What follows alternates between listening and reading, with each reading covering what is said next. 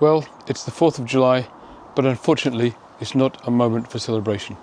Although every year Americans do celebrate this day and this moment, and people around the world rightly celebrate the Independence Day of the United States, today is the day that Trump's so-called Big Beautiful Bill completed its passage through Congress. The Senate voted for it and the House of Representatives voted for it as well. And it is not a piece of legislation that does anything but end the existence of the Republican Party or the point of the Republican Party. It completely neuters Congress and makes the whole institution irrelevant, as well as the party supposedly in charge of it right now, the Republican Party. And I'll explain why that is and why this Big Beautiful Bill is actually a big barbaric bill after a quick word about this channel. I hope you're enjoying the video. As a psychiatrist who's fascinated by the worlds of politics and economics and philosophy, I love making these videos, and if you'd like to see more of them, then please do like and subscribe and comment in this video. What you'll find is that there's a beautiful community growing up around this channel. We're all going through a national and international trauma right now because of what's happening and where our leaders are taking us. And in this channel you'll find people honestly sharing their situation and their distress, and other people responding with kindness, empathy and compassion. So please join this wonderful community that we're forming, join in the comments and the dialogue that's happening.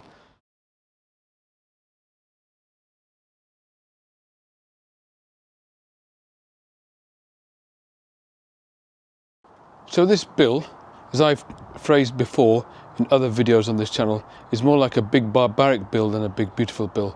It engages in the single biggest redistribution of wealth from ordinary middle-class Americans to very wealthy Americans that's ever happened in American history. About $1 trillion has been taken out of Medicaid, and exactly $1 trillion is going to be put back into the pockets of the most wealthy. Everybody earning over $500,000 a year gets a tax cut. So all that Medicaid money going straight into the pockets of the wealthy. On top of that, there's a big increase in defense spending and also a big increase in spending for ICE. ICE and Border Control gets over $350 billion in extra resource to make border fences, to make detention centers, and all kinds of things like the Alcatraz center that Trump talked about are getting hundreds of billions of dollars poured into them. There has been a total decimation of all of the climate legislation that Biden passed as well. All of the legislation that incentivizes things to take actions that are better for the environment. Tax breaks and other things that enable America to become more competitive in the green economy that is evolving now as a result of people's reactions to climate change. All the leadership that America could have shown the world and was showing the world in terms of moving their economy towards a green economy and tackling the worst products of climate change is now lost through this bill. On top of that, 12 million people will lose their entitlement to Obamacare. So 12 million people will be taken off Obamacare now as a result. It has already been estimated that at least 51,000 Americans are likely to lose their lives. There'll be 51,000 access deaths just due to the Medicaid cuts alone. Never mind the Obamacare sort of destruction. So this truly is a big barbaric bill. But the other thing that it destroys, as well as all these people's lives and livelihoods, is actually the Republican Party itself. Because you see, this is not how laws are passed. Laws are passed through Congress in a completely different way. Every different item has a different bill. Politicians might pack one or two things together, but on the whole, they have a bill for healthcare, a bill for defense, they also have a spending bill. They have a range of different bills that they pass through, and they do that in order to have debate about each of these issues.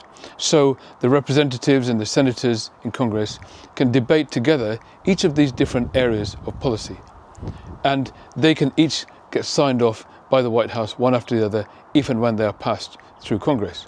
So this process of having a string of bills addressing different issues that find their way back to the White House if they're passed by Congress is a way of involving Congress every step of the way in every area. They have completely surrendered all of that here and packed it all into one giant omnibus bill that basically gives Trump everything he wants. So that's why he calls it the Big Beautiful Bill, because to him it is. It's his entire agenda in one bill. So the Republicans in Congress have basically rendered themselves useless. They have surrendered to Trump and said, everything you want, you get. End of story. You don't even need to bother with us anymore. We are going to sleep for the rest of our time in office. They are hardly going to pass anything else now. They're not interested in legislation. They don't need to do their jobs anymore. They don't even need to come to work. They have rendered themselves useless. They may have as well have put themselves all into a coma because they're not needed in the legislative process anymore. Never in the history of the United States, indeed of any democracy, has a whole arm of the democracy, an entire political party, willingly surrendered all of its power and authority, all of its leverage, all of its say in the governance and decision-making of the country. And that's what this bill has effectively done.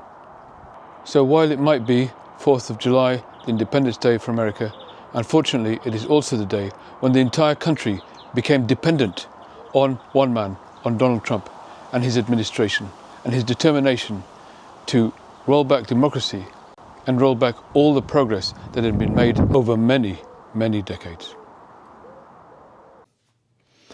I hope you liked the video. I hope you also can join me with more of my content that I'm aiming to make over the coming months and years.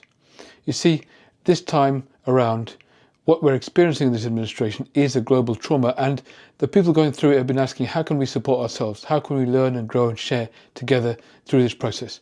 So I've started to write a series of ebooks. That's together with my whole team, once a month, we're going to produce an ebook to help us understand better the psychology of the people around us and the systems we're in, as well as our own psychology too, to help us navigate this increasingly confusing and disorientating world we find ourselves in. You'll be able to find those books on russellsbooks.com. That's russellsbooks.com. As soon as you go there, you'll be able to see the growing catalogue of books and hopefully buy any of them at any point. In addition, I hope you can subscribe to my e-newsletter. See, there's a link in the description of this video and also the description of the channel. And if you go there, you'll be able to fill out a form. Once you've completed the form, you'll then be able to get subscribed to my e-newsletter. And that way you can always be kept up to date about the content I'm producing. You see, the fact is that this platform, as well as all platforms, are owned by a very small number of oligarchs. And at any point, they might decide to shut down a channel like this. And if they do that, then, well, it's going to be hard for us to keep connecting. So if you sign up for my e-newsletter, that way you'll be able to make sure that you'll be informed about my content wherever it's delivered and wherever it lands. Finally, I hope you might also consider becoming a member of the channel.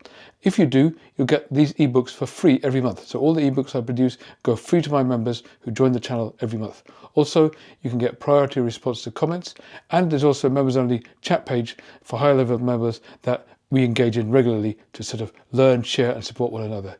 As I say, this is a difficult time, it's a traumatic time in history, so many of us need support from each other.